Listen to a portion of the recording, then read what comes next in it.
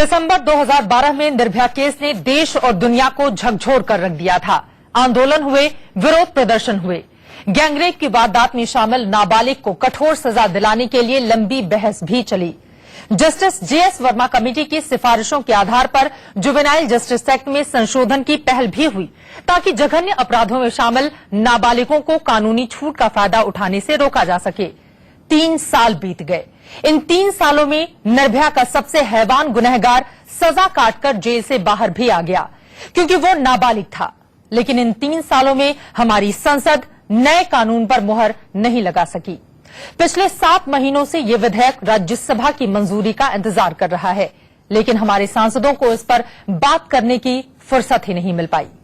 Supreme court अपनी लाचारी दिखा ही चुकी है कि कानून से परे जाकर वो कोई भी फैसला नहीं कर सकती।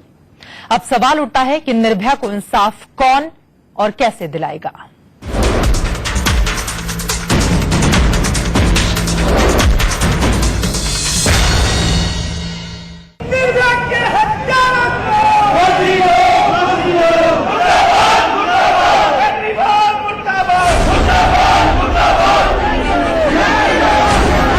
दिल्ली में चलती बस में दरिंदगी का शिकार निर्भया को इंसाफ दिलाने की जो जंग 16 दिसंबर 2012 से शुरू हुई थी, वो आज भी वही है।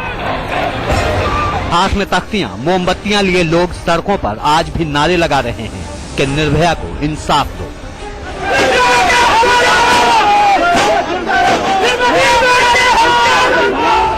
लेकिन सवाल यही है कि निर्भया को इंसाफ कैसे और कौन देगा। निर्भया के साथ गैंगरेप में शामिल नाबालिग अपराधी रिहा हो चुका है। उसकी रिहाई रोकने में सुप्रीम कोर्ट तक ने बेबसी जता दी कि नाबालिगों के लिए मौजूदा कानून के तहत ऐसा नहीं हो सकता। कोर्ट ने दिल्ली महिला आयोग की आधी रात की याचिका पर सुनवाई करते हुए सोमवार को कहा, हम आपकी चिंता समझ सकते हैं, लेकिन कानून से हटकर कुछ नहीं कर सकते। मौजूदा कानून के तहत उसे और सजा नहीं दी जा सकती। सुप्रीम कोर्ट ने उठते उठते तक ये कहा कि हम आपके कंसर्न्स पूरी तरीके से शेयर करते हैं, लेकिन हम कुछ नहीं कर सकते क्योंकि कानून इतना वीक है। तो मुझे ये लगता है कि इस देश की राज्यसभा ने आज इस देश को धोखा दिया है। निर्भया के माता पिता शनिवार से ही सड़क पर चीख रहे हैं कि निर्भया को इंसाफ दो, वरना ऐसी और भी निर्भयाएं दरिंदगी का शिकार होंगी।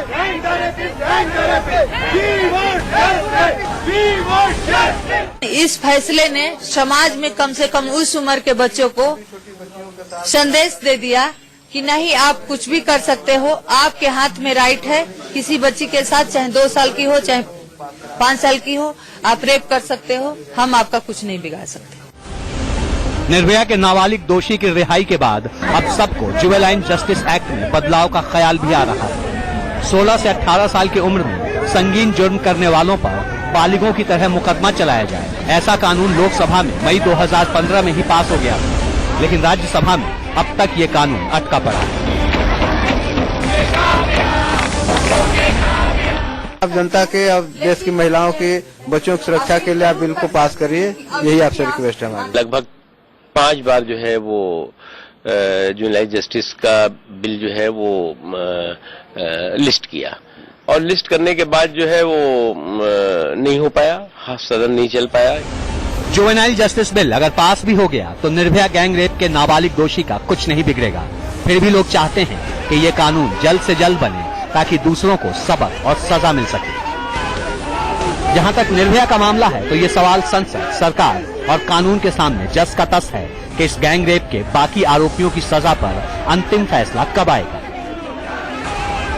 18 महीने से अपील सुप्रीम कोर्ट में है, तो कम से कम उस अपील को सुनवाई कीजिए और उनको जल्दी से फांसी पर लटकाइए और हमें इंसाफ कीजिए। सवाल दिल्ली सरकार पर भी उठ रहे हैं कि अगर वाकई आम आदमी पार्टी चाहती है कि नाबालिग दोषी को कड़ी सजा मिले, तो फिर उसे दिल्ली सरकार की ओर से सिलाई मशीन और 10,000 रुपए की आर्थिक मदद क्यों दी गई।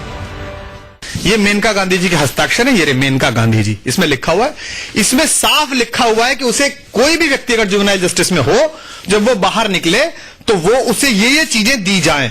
सोचिए क्या गुजरी होगी उस माँ बाप पर जिनकी बेटी का गुनहगार आजाद हो गया। सोचिए क्या गुजर रही होगी इस देश की हर उस महिला पर जो खुद को असहाय, असुरक्षित महसूस करती है।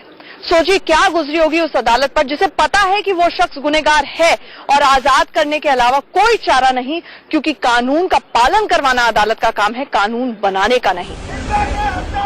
निर्भया गैंगरेप केस में अब किसी को ये समझ में नहीं आ रहा कि मौजूदा कानूनी दायरे में आखिर निर्भया को इंसाफ कैसे और कौन देगा। सवाल ये भी है कि अगर मौजूदा कानून बदल भी दिया गया तो क्या उसका फायदा निर्भया को मिलेगा। दिल्ली से आंचल आनंद, नरेश विश्वानी और गाजियाबाद से जतिन गोस्वामी के साथ प्रकाश पांडे, दिल्ली, इंडिया न्यूज।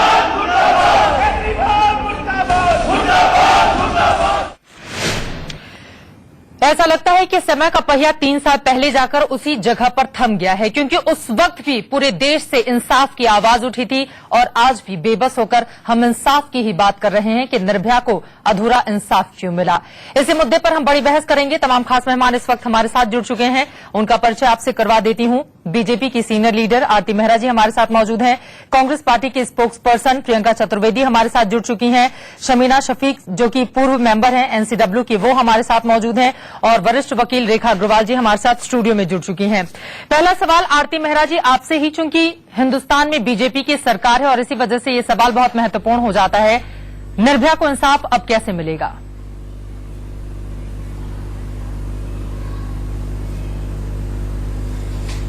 जी, ये बिल्कुल बहुत ही संवेदनशील विषय है। जिस पूरी घटना ने, जो जघन्य अपराध हुआ, जिस पूरी घटना ने देश में ही नहीं पूरे विदेशों तक हिला के रख दिया, पूरे पार्लियामेंट में पार्टी लाइन से ऊपर उठ के सभी ने इतना खेद जताया और आज जिस तरह का फैसला आया, लेजिस्लेटिव मजबूरी भी है, कोर्ट्स के सामने भी दिक्कत है, लेकिन सच्चाई ये है कि राज्यसभा में ये बिल अटका हुआ है। 3 या 4 बार इसकी लिस्टिंग हुई है। क्यों अटका हुआ है? बावजूद ये लटका हुआ है। तो ये बहुत बड़ा मैटर ऑफ कंसर्न है।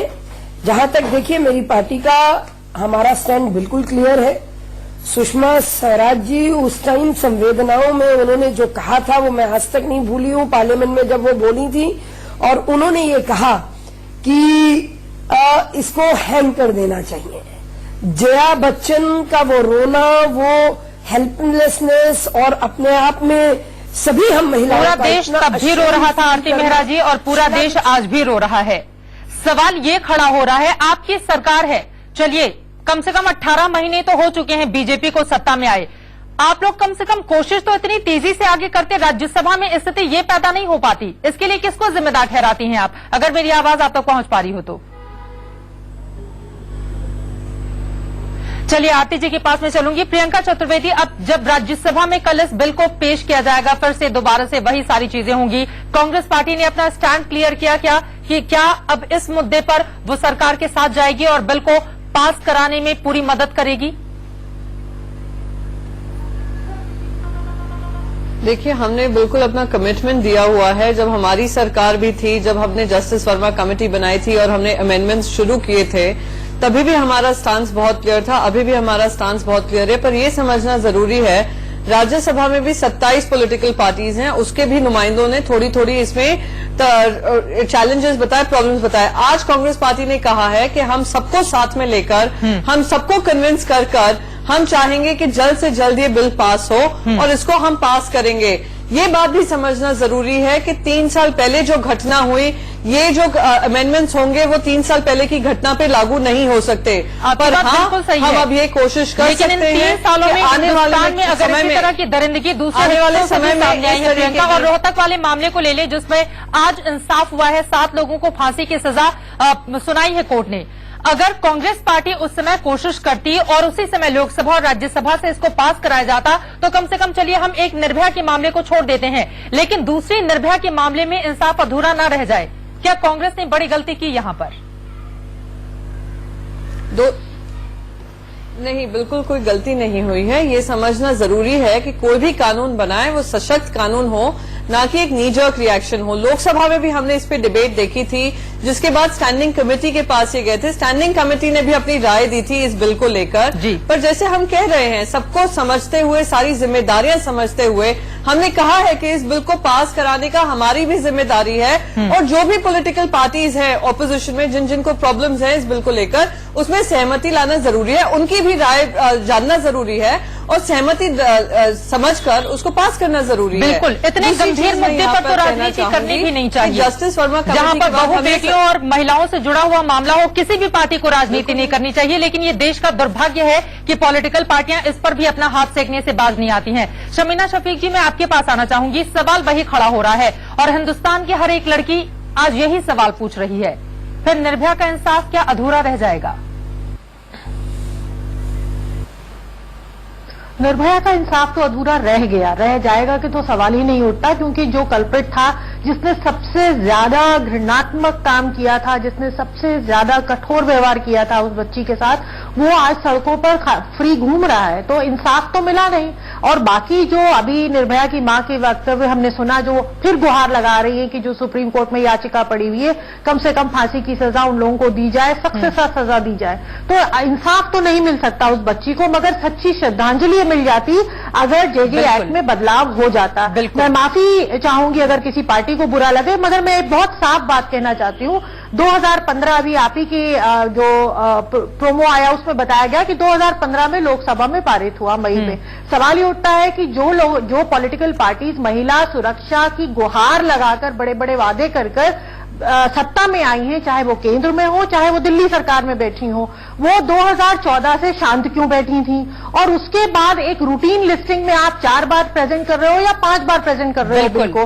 आप जान रहे हो कि महिला सुरक्षा से संबंधित मसला है, आधी आबादी का मसला है। आप क्या बिठाकर बाकी पॉलिटिकल पार्टीज को, चाहे वो राज्यसभा में कोई भी पार्टी हो, मुझे लगता है केंद्र सरकार की जिम्मेदारी थी कि उनको बिठाकर बात करते और कहते ये इमरजेंसी की सिचुएशन है, बाकी बिल्स पर हम चर्चा कर लेंगे, बाकी बिल्स पर हमारे भेदभाव हो सकते हैं, मगर इस बिल को लेकर हमें एक साथ एकजुट होकर काम करना पड़ेगा।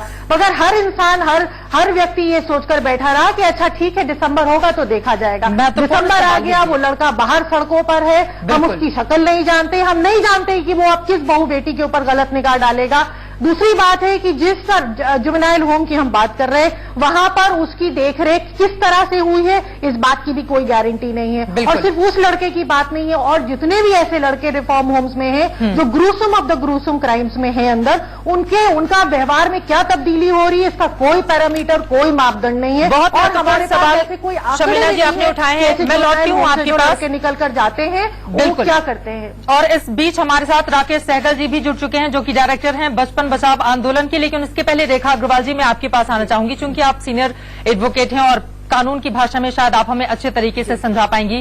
क्या सारे दरवाजे निर्भया के लिए बंद हो चुके हैं? कहीं से अब कोई रास्ता नहीं है कि उसको इंसाफ मिल पाए?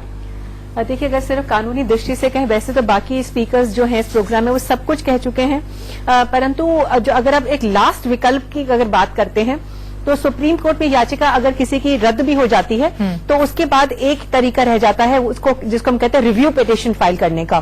तो अगर डीसीडब्ल्यू सोचती है कि इसके अंदर हमको एक रिव्यू पिटीशन फाइल करनी चाहिए, तो वो एक लास्ट ऑप्शन है जो कर सकते हैं। रिव्यू पिटीशन में हालांकि मैं ये भी कह दूं कि आप सोचिए कि 100 में से 99 रिव्यू पिटीशंस जो हैं वो खारिज हो जाती हैं, क्योंकि उसका वो जो रिव्यू पिटीशन है उन्हीं 2 जजेस के पास में जाएगी जिन्होंने इस केस का फैसला किया है। उसकी हियरिंग भी ओपन कोर्ट में नहीं होती है, वो जजेस के चेंबर में होती है। अगर उनको लगता है कि हाँ वाकई में हमने इस फैसले को पास करने में कोई गलती करी है, तभी वो उस रिव्यू पिटीशन के अंदर नोटिस जारी करते हैं दूसरी साइड को, नहीं तो वो वहीं पर ही रद्द हो जाता है। तो एक जो ऑप्शन जो रह जाती है स्वाति जी के ऊपर, उन्होंने भाग दौड़ के रातों रात उन्होंने कोशिश तो करी सुप्रीम कोर्ट का दरवाजा खटखटाने की, परंतु अभी भी इनको हताश नहीं होना चाहिए। हाँ, हालांकि कानून में अगर आप कानूनी दृष्टि से अगर पूछे तो मुझे नहीं लगता कि जो रह जाती है स्वाति जी के ऊपर, उन्होंने भाग दौड़ के रातों रात उन्होंने कोशिश तो करी सुप्रीम कोर्ट का दरवाजा खटखटाने की, परंतु अभी भी इनको हताश नहीं होना चाहिए। हाँ, हालांकि कानून में अगर आप कानूनी दृष्टि से अगर पूछे तो मुझे नहीं लगता कि ना तो दिल्ली हाईकोर्ट का फैसला कहीं पर गलत था और ना ही सुप्रीम कोर्ट का, क्योंकि जो कानून है वो है, चाहे अच्छा है चाहे बुरा है चाहे उसमें कोई कमी है, परंतु आज मौजूदा हालात में ये कानून स्टैंड करता है कि जेजे एक्ट के अंदर 3 साल से ज्यादा आप उस किसी भी नाबालिग को नहीं रख सकते हैं जब तक जेजे एक्ट के अंदर संशोधन नहीं हो जाए, जब तक राज्यसभा अपनी इन लड़ाई झगड़ों को भूल के और उसको अंदर अपनी एक्सेप्टेंस देके उसका कानून बनाने वाले बना ले, तब तक जब तक नहीं होता। आज हालात ये हैं कि सुप्रीम कोर्ट और दिल्ली हाई कोर्ट ने भी पहले ये कहा कि हम सबकी संवेदनाओं को, सबकी भावनाओं से इनकार नहीं कर रहे हैं और हम भी मानते हैं कि ये बहुत गलत काम हो और इस तरह का दरिंदा जो है वो कोर्ट से सेवा केंद्र से छूट जाएगा और पता नहीं बाहर क्या करेगा। परंतु सुप्रीम कोर्ट भी उसके आगे कुछ कर ही नहीं सकती थी। सुप्रीम कोर्ट भी कानून से बंधी भी है। कानून ये कहता है कि आपको छोड़ना पड़ेगा। भावनाएं बिल्कुल जायज है हर की, चाहे वो बीजेपी हो, चाहे कांग्रेस हो, चाहे आम आदमी हो, चाहे आम आदमी जो सड़कों पर है, सबकी भावनाएं आज बहुत ठेस पहुंची है। सबको बहुत अंदर से डर लगा हुआ है। मुझे भी बहुत डर लगा हुआ है एक औरत होने के नाते कि पता नहीं कल वो लड़का जो है जिसका, जैसे शबीना जी ने भी कहा, और सिर्फ हम उसे लड़की की क्यों बात करें? 16 से 18 साल के ऐसे बहुत सारे लड़कों का मनोबल बढ़ेगा। बहुत से लड़के हैं जो 16-18 साल की जो नादानी जो है, जिसके अंदर वो इतनी बड़ी नादानी कर बैठते हैं, जो जघन्य अपराध की कैटेगरी के अंदर आता है। हो सकता है कि उनको एक तरह का ग्रीन सिग्नल मिल जाए कि देखिए हम भी ऐसा गलत काम करेंगे तो हमें क्या मिलेगा, ज्यादा से ज्यादा किसी सुधार केंद्र में भेज देंगे। ये सारी भावनाएं वास्तविकता है। परंतु अगर ये सुप्रीम कोर्ट की पिटीशन खारिज होने के बाद में सिर्फ एक ही रास्ता रह जाता है, एक रिव्यू पिटीशन फाइल करें, और अगर रिव्यू पिटीशन खारिज हो जाती है तो उसके बाद एक और विकल्प रह जाता है जिसको लास्ट कहते हैं कि एक वो है जिसको हम कहते हैं क्यूरेटिव पिटीशन। पर एक बार फिर भी मैं दोहराऊंगी, भले रिव्यू पिटीशन फाइल करें या क्यूरेटिव पिटीशन फाइल करें, मुझे कानून की प्रक्रिया का हिस्सा होने की वजह से मुझे नहीं लगता कि उन दोनों पिटीशंस के अंदर भी कोई भी रिलीफ रिव्यू पिटीशन में तो 2 जजों की वही बेंच होगी, लेकिन क्यूरेटिव पिटीशन के अंदर लार्जर बेंच होगी, 5 जजेस कम से कम उसके अंदर होंगे। परंतु मुझे तब भी कोई उम्मीद नहीं है, क्योंकि ये तो एक कॉमन सेंस की एक बात है कि जो कानून है उसी के हिसाब से अदालत ने की जो माता जी हैं आशा देवी जी भी, वो भी कानूनी प्रक्रिया का हिस्सा नहीं है, परंतु उन्होंने भी इस बात को एक्सेप्ट किया है कि कानून अगर है तो है, जब कानून बदलेगा तब देखी जाए। लेकिन ये तो हमारी मजबूरी है ना, क्योंकि हमारे देश में कानून ही इतना कमजोर है कि उसको एक्सेप्ट करने के अलावा हमारे पास कोई ऑप्शन ही नहीं है। तो इस वजह से हमें मजबूरी में उस कानून को एक्सेप्ट करना पड़ रहा है। मैं एक बार रुख कर लेती हूँ राकेश सहगल जी का। राकेश सहगल जी, लेकिन दुर्भाग्य इस बात का भी है, बहुत सारे अलग अलग तर्क दिए जाते हैं। जो लोग भी 16 से 18 साल के इस तरह के मामलों में पक्ष लेते हैं अपराधियों का, और उनका ये कहना होता है कि दरअसल भूल से अगर कोई गलती हो गई है तो उसको सुधार का मौका दिया जाना चाहिए। लेकिन इस फैसले से आपको नहीं लगता कि ऐसे बहुत सारे इस उम्र के अपराधी होंगे जिनका मनोबल बढ़ेगा और आगे आने वाले वक्त में और ज्यादा खराब स्थिति वो हिंदुस्तान में पैदा कर सकते हैं, और ज्यादा खराब परिस्थितियों के लिए भी वो जिम्मेदार हो सकते हैं? फिर क्या होगा?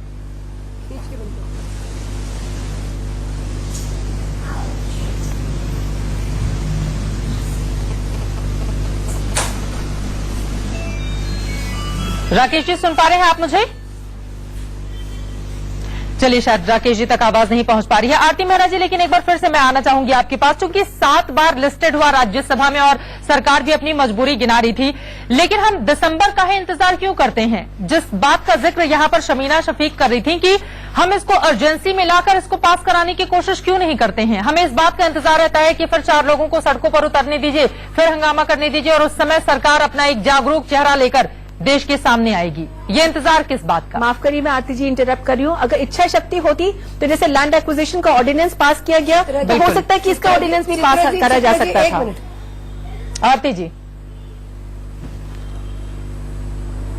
चित्रा जी, एक मिनट। लगातार जिस तरह की जद्दोजहद दोनों सदनों में चल रही है, जिस तरह से विपक्षी दल बिहेव कर रहे हैं, जिस तरह से पार्लियामेंट के सेशन चलने नहीं दिए जा रहे हैं, पूरा देश देख रहा है। शफीना जी, कहना बहुत आसान होता है, जो हमसे पहले लोग बैठे हुए और जिस तरीके से उन लोगों ने आज तक एक्सेप्ट नहीं किया इस परिवर्तन को, जो भारत की डेमोक्रेसी ने, एक इतनी वाइब्रेंट डेमोक्रेसी ने एक नई सरकार दी, तो उनकी सरकार को एक्सेप्टेंस न देते हुए और लगातार नहीं, आपको विपक्ष को भी तो साथ में लेकर चलना पड़ेगा। आरती जी, प्रियंका को द्रोणाचार्य के न्याय के लिए हमें जाना है, क्योंकि विपक्ष पर ही आपने सवाल खड़े कर दिए हैं। राज्यसभा में इसको पॉलिटिसाइज मत करिए। देखिए, राज्यसभा में एक मिनट, ऐसा है, राज्यसभा में हाँ, बिल्कुल मत करिए, यही मैं आपसे कहना चाह रही हूँ। Political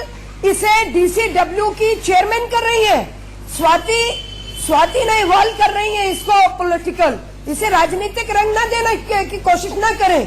Bharatiya Janata party sincerity के साथ मेनका गांधी पिछले 2.25 साल से बहुत सीधा सा सवाल है। 2014 में आरती जी जवाब ले लेते हैं, फिर मैं लौटती हूँ आपके क्यों इस बिल पर चर्चा नहीं की गई? मैं सीधा सा सवाल पूछ रही हूँ, आप 2015 की बात क्यों कर रही हैं? 2000 ये बात तो सही है कि 2014 में ही सरकार आने के बाद सबसे पहले आपकी कोशिश तो इसी दिशा में होनी चाहिए। बेटी बचाओ और बेटी पढ़ाओ की बात अगर नरेंद्र मोदी जी करते हैं तो बेटी को इस तरह के लोगों से भी बचाने के लिए कानून होना चाहिए इस देश में, ताकि 16 से 18 साल की दुहाई देते हुए लोग खुलेआम आजाद जो जघन्य अपराधी हैं वो खुला हो। शफीना शफीक जी, प्रियंका चतुर्वेदी को जोड़ना चाह रही थी, उनका जवाब मैं ले लेती हूँ, उसके बाद लौटेंगे। प्रियंका जल्दी से। किया जा रहा है जी। और राज्यसभा में जिस तरीके से विपक्षी दल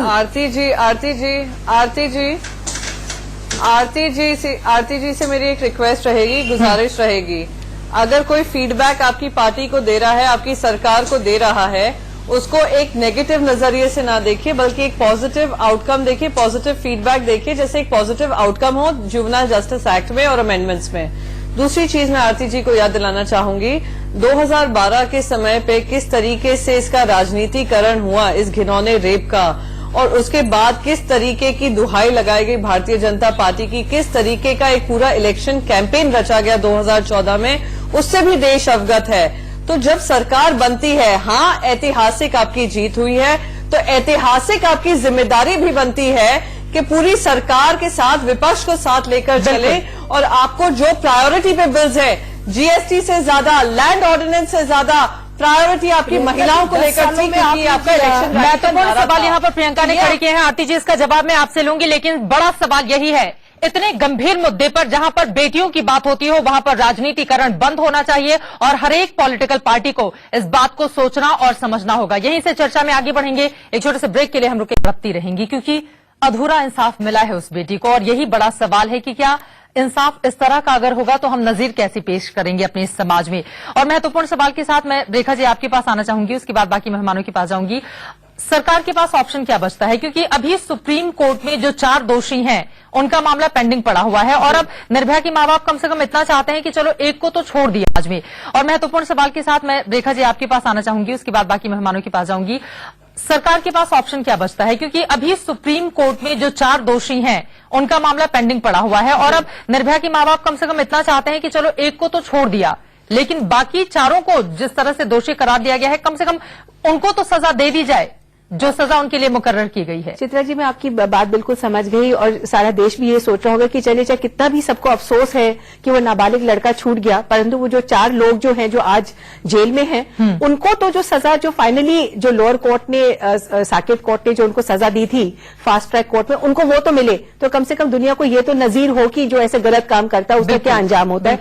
परंतु अफसोस यही है कि चित्रा जी हमारे कोर्ट्स में इतने सारे केसेस जो हैं वो पेंडिंग रहते हैं कि कब जाके किसका नंबर आता है वो पता नहीं है। सरकार और सुप्रीम कोर्ट कर सकती है ये, सुप्रीम कोर्ट के अंदर अगर सरकार चाहे तो ये जो अपील इन 4 लोगों की, इन 4 दोषियों की जो लगी हुई है, जो ठंडे बस्ते में पड़ी हुई है, क्योंकि जब सुप्रीम कोर्ट को टाइम मिलेगा वो इसको आउट ऑफ द वे जाके इसका फैसला नहीं कर सकते कि देखिए जी, क्योंकि दुनिया के सारे मतलब हमारे देश के सारे लोग बहुत भावुक हो चुके हैं, बहुत परेशान हैं, इसलिए हम इस केस का फैसला करें जल्दी, ये सुप्रीम कोर्ट नहीं कर सकती है। हाँ, पर लेकिन सरकार की ओर से भारत सरकार को कोशिश करनी चाहिए, भारत सरकार को सरकारी वकील के थ्रू जो लॉ डिपार्टमेंट है भारत सरकार का, दिल्ली सरकार का, वो अगर वहां पे एप्लीकेशन लगाए, पिटीशन फाइल करे अर्ली हियरिंग की, कि इस चेंज सर्कमस्टांस में एक नया उनको एक मौका मिल गया इसको करने का, क्योंकि जब आप अर्ली हियरिंग पिटीशन लगाते हैं आपको एक वजह देनी पड़ती है सुप्रीम कोर्ट पे कि हम क्यों इसकी हियरिंग जो है वो पहले चाहते हैं, कि माना कितना लंबा समय निकल गया,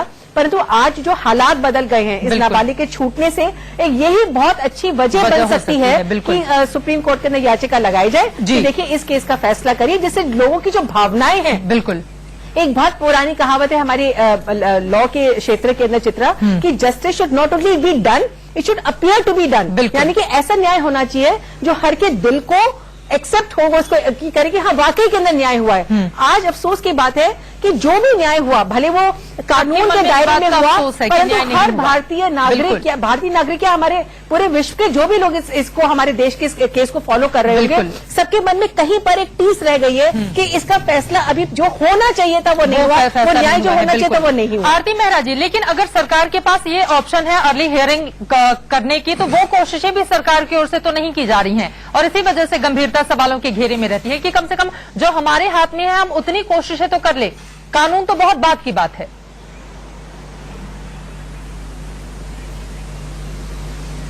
चित्रा जी, मैं आपको और आपके माध्यम से देश की जनता को ये बताना चाहती हूँ कि भारतीय जनता पार्टी की सरकार इस विषय पे और बेटियों के विषय पे, महिलाओं के विषय पे न सिर्फ सेंसिटिव है, वो हर कदम इस विषय में उठा रही है।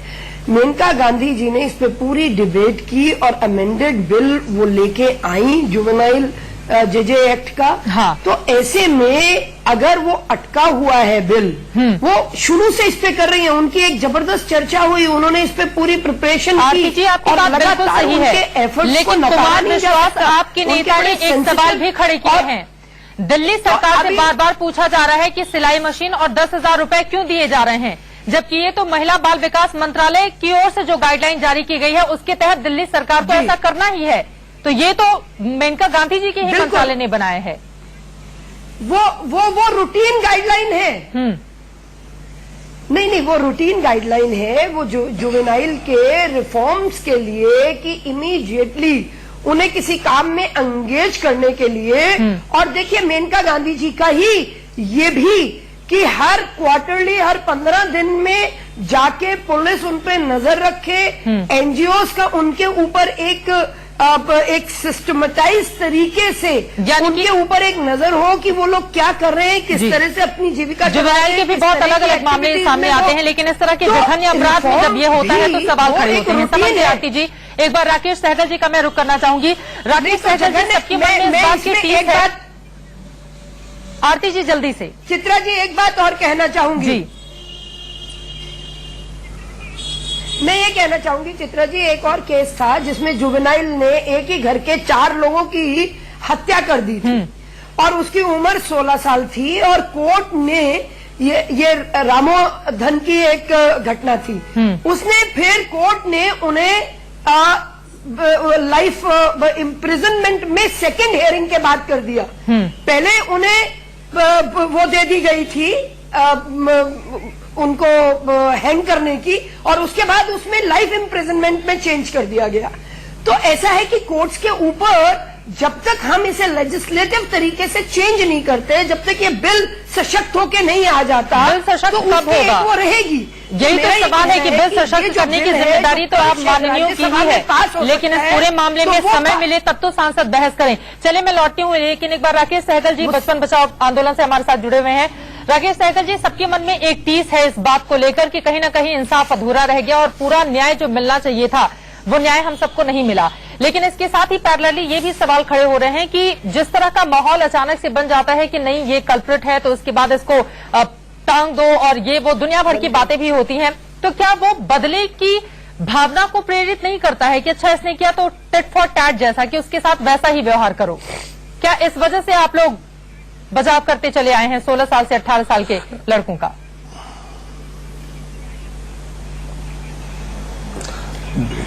देखिए, एक तो बड़ा सवाल यह है कि इन बच्चों के मामले में, निर्भया के केस में राजनीति मत करिए।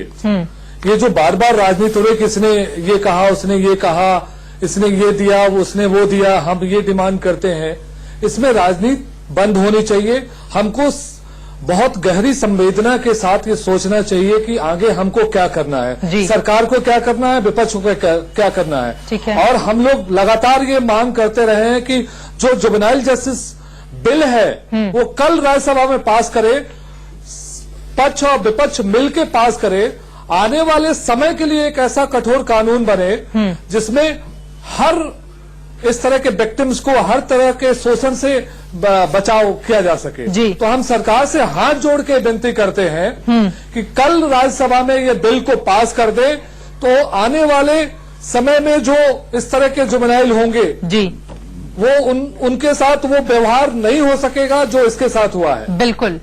और वही मामला हमने रोहतक में भी देखा, चूंकि उसमें 9 आरोपी थे, दोषी ठहराया गया 7 को और उसके बाद 7 को फांसी की सजा की बात कह दी गई। एक नाबालिग था, वहां पर भी वो बचता हुआ चला गया। अगर शायद कांग्रेस की सरकार में 2012 के बाद भी अगर इस तरह हो जाता 2014 के बीच में, तो शायद कम से कम उस मामले में तो पूरा इंसाफ होता, लेकिन वहां पर भी इंसाफ अधूरा ही रह गया। लेकिन एक बार फिर से मैं शमीना शफीक आपका ही रुख करना चाहूंगी। दरअसल पूरे मामले में राजनीति की बहुत ज्यादा हावी रहती है। जी सर, लौटती हूँ। शमीना, पूरे मामले में राजनीति बहुत ज्यादा हावी रहती है, क्या आपको लगता है कि इसी वजह से ये स्थिति पैदा हो जाती है ऐसी चीजों में? जी राकेश जी। शमीना, निश्चित रूप से आप देखिए कि गुड़िया के केस में देखिए 6 साल की बच्ची के साथ बलात्कार हुआ, इमरजेंसी घोषित कर दी जानी चाहिए। उस केस में भी जुवेनाइल निकल के आ गया। आज तक नहीं समझ में आ रहा है नेतागणों को, क्योंकि इस देश में महिलाएं, लड़कियां सुरक्षित नहीं हैं। आज दिल्ली की निर्भया के बारे में हम चर्चा कर रहे हैं, मगर दूर दराज के प्रांतों में, गांव में, बस्तियों में महिलाओं के साथ जो दुर्व्यवहार हो रहा है, जो उनका शोषण हो रहा है, जिस तरह से उनके साथ छेड़खानी, बलात्कार हो रहे हैं, वो घटनाएं अक्सर मीडिया में आती भी नहीं है। आप इंसाफ की तो बहुत दूर की बात कर रही हैं। तो लिहाजा ये जितनी भी पॉलिटिकल पार्टीज बात कर रही है, मैं मानती हूं कि 2012 में जो बलात्कार हुआ, उसके बाद कांग्रेस पार्टी ने उठकर बहुत अच्छा कदम उठाया। इमीडिएटली जस्टिस वर्मा कमेटी बैठी, इमीडिएटली संशोधन हुए। 2013 के जो संशोधन है, उसकी वजह से महिलाओं को बहुत रिलीफ मिला है। मगर संशोधन के बावजूद आप मुझे बताइए कि दिसंबर में युवाओं को सड़कों पर आना पड़ा, तब हम और आप हर साल आना पड़ता है 2000 की बात कि बिल पारित क्यों नहीं हो रहा है। सवाल ये उठता है कि एग्जीक्यूशन की बात कोई क्यों नहीं करता है। जो कानून बन भी गए हैं, उनकी एग्जीक्यूशन कहां हो रही है, इम्प्लीमेंटेशन कहां हो रही है, अवेयरनेस कहां हो रही है। और जुवेनाइल के मामले में जो एक पूरी लॉबी है, पार्लियामेंट में भी बैठी है, जो बार बार कहती है कि नहीं हमें बचपन को बचाना है। मैं पूछती हूं 0.1% भी ऐसे बच्चे नहीं है जो heinous of the heinous crimes करते हैं 16 to 18 के ब्रैकेट में। अगर उन लड़कों को, उन क्रिमिनल्स को सजा मिल रही है, तो जो बाकी 99.9% बच्चे हैं, उनके वेलफेयर के बारे में तो पार्लियामेंट में चर्चा नहीं हो रही है। महत्वपूर्ण बातें आपकी ओर से उठाई गई हैं और दुर्भाग्य ये भी है समाजवादी पार्टी के सांसद की ओर से होम्स में बच्चों के साथ दुर्व्यवहार हो रहा है, उनके बारे में सरकार क्या कर रही है, आप मुझे बताइए। बिल्कुल, समाजवादी पार्टी के सांसद रामगोपाल यादव की ओर से ये कहा गया है कि सिर्फ एक केस के मामले में कानून हम नहीं बना सकते हैं।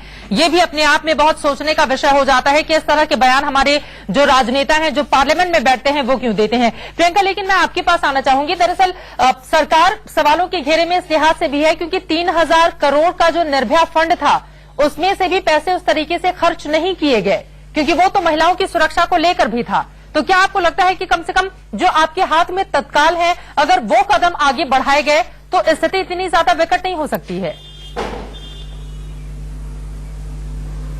नहीं, बिल्कुल। और बार बार चित्रा, देखिए, बार बार ये चीज पर्सपेक्टिव में लाना जरूरी है और ध्यान में लाना जरूरी है कि 2013 में किस तरीके से ये निर्भया फंड के बारे में सवाल उठाए गए थे। नरेंद्र मोदी जी से लेकर leader of opposition Rajya Sabha, Lok Sabha, Sushma ji, Arun Jaitley ji ने बहुत आरोप लगाए थे, प्रति आरोप लगाए थे।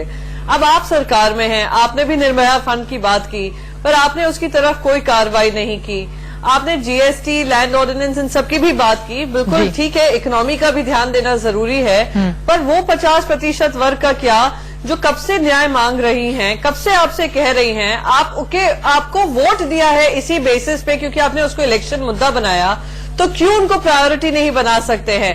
रिजर्वेशन बिल हो या जुवेनाइल जस्टिस हो, हमने सब जगह देखा है कि आरक्षण की भी बात करूंगी, महिलाएं सरकार का ही सवाल खड़े होंगे।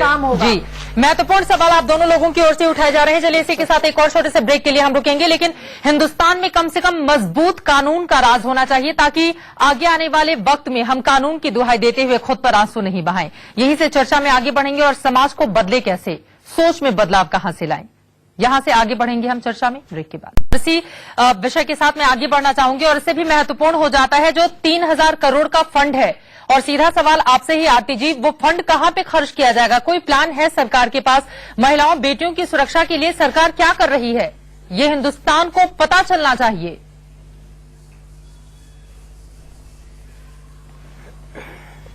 बिल्कुल, 3000 करोड़ के फंड जस्टिस वर्मा कमेटी और उसके बाद जितना भी चर्चा इस पे हुई थी, इसमें जिस तरह से डेडिकेटेड महिलाओं के लिए फास्ट ट्रैक कोर्ट्स अलग से, उनके पुलिस में हियरिंग अलग से, उनके लिए लीगल एड अलग से, इस सबकी प्लानिंग मंत्रालयों में प्रॉपरली चल रही है।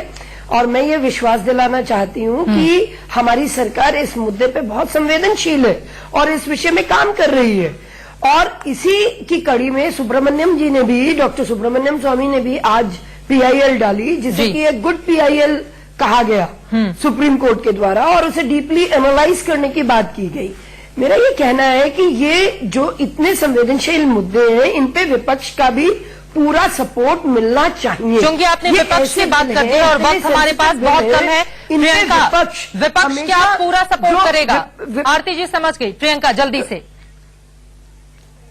नहीं, देखिए ऐसा है, सपोर्ट तो हम हर अच्छी चीज का करेंगे, पर सवाल भी उठाएंगे जब 3000 करोड़ के फंड नहीं इस्तेमाल किए गए हैं, क्यों नहीं किए गए हैं। दूसरी बात आपको बताना चाहती हूँ, हमने सशक्त कानून बताया जस्टिस वर्मा कमेटी के बाद जी, फिर भी जब से इनकी सरकार आई है, मिनिस्ट्री ऑफ होम अफेयर्स ने ही बताया है 51% महिलाओं पे अत्याचार बढ़े हैं। कन्विक्शन रेट भी अगर देख लें तो किसी तरीके से, जो अभी आरती जी बता रही थी कि फास्ट ट्रैक कोर्ट्स बने, सब कुछ बना, फिर भी हम किसी तरीके से कोई कन्विक्शन रेट्स में चेंजेस नहीं देख रहे हैं जी। तो ये सब कहना सही लगता है। आपके जो भी पॉजिटिव काम होंगे हमारा सपोर्ट रहेगा जी, पर जहां सवाल खड़े होने होंगे हम उठाएंगे। बिल्कुल, विपक्ष को इसका पूरा अधिकार भी है कि वो सवाल पूछे सरकार से। सपोर्ट नहीं रह रहा, जी बिल्कुल समझ गए मैम, वक्त की कमी है। नेगेटिव कर रहे हैं जी शमीना, जल्दी से किस तरह की व्यवस्था होनी चाहिए महिलाओं के लिए? करोड़ की बात हो रही है। मैं आपको